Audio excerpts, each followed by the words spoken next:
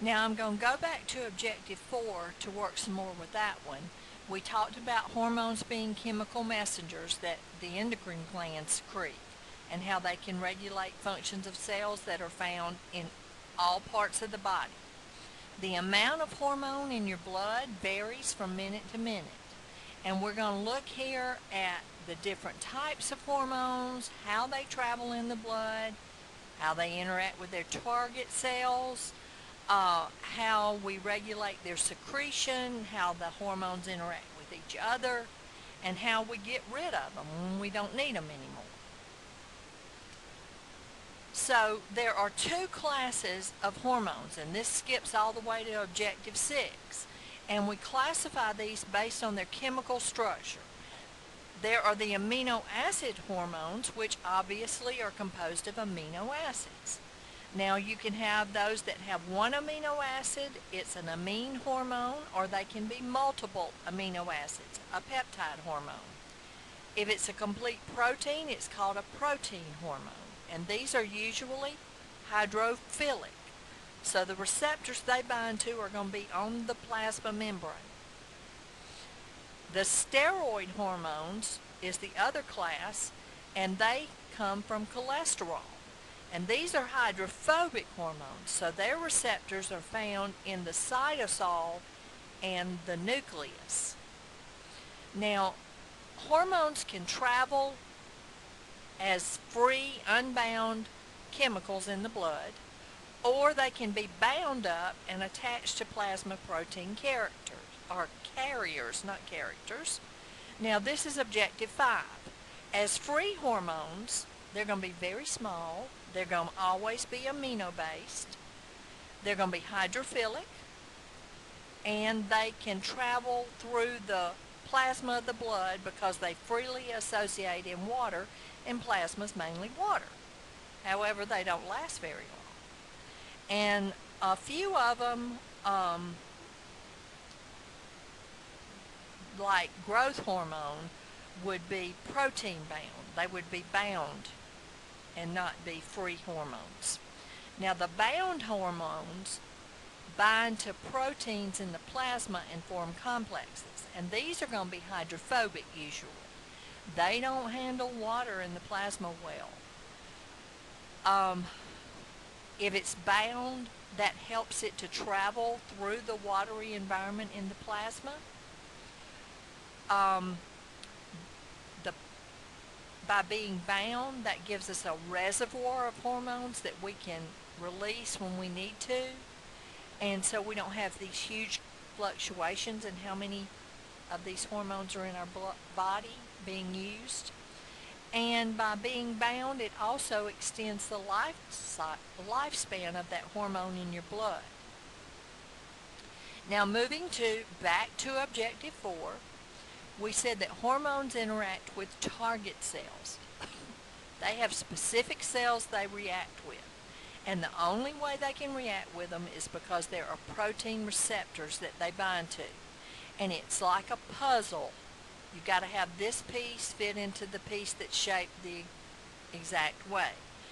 They are very specific, and if the receptor is not shaped correctly, the hormone cannot bind to it. The receptors can either be in the plasma membrane, or they can be all the way inside in the cytosol, or even at the nucleus of the target cell. The location of the receptor depends on the chemical structure of the hormone. The hydrophilic hormones that have trouble passing through the plasma membrane, they're going to interact with receptors on the plasma membrane. And the hydrophobic hormones that don't have any problem going through the plasma membrane, they interact with the receptors that are in the cytosol or in the nucleus. Now the number of receptors they have, that varies with the needs of the body. The cells control how many hormones they have. They have the ability to upregulate where they show more receptors. If there's not enough hormone in the blood, they will increase sensitivity to that hormone. They will temporarily increase the number of receptors so that there's more binding going on. They can also downregulate where they decrease the number of receptors that are found on the cells, so there's nowhere for the hormone to bind. And this can happen if you take a high level of hormones for a long period of time.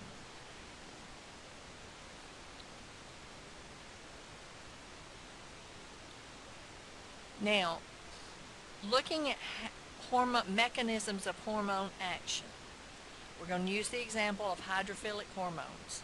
The hydrophilic hormone is going to bind to the receptor in the plasma membrane because it has trouble passing through the plasma membrane. So that's the first messenger. That receptor will activate a peripheral protein on the inside of that plasma membrane. For instance, G protein would be an example. And then that G protein activates an enzyme. And that enzyme helps to form a second messenger. And that's what will initiate all the activities and events in the cell that the hormone would change or alter in some way.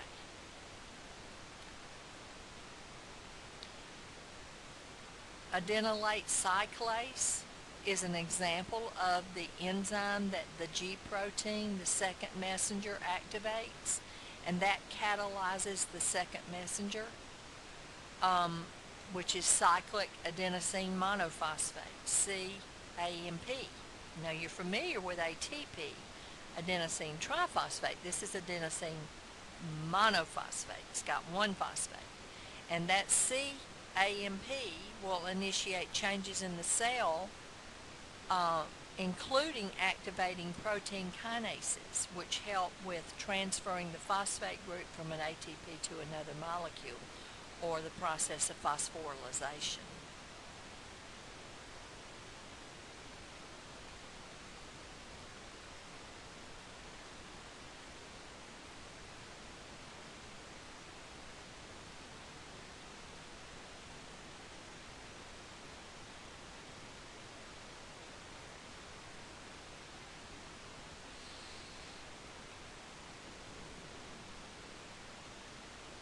Well, I don't guess it'll play for us.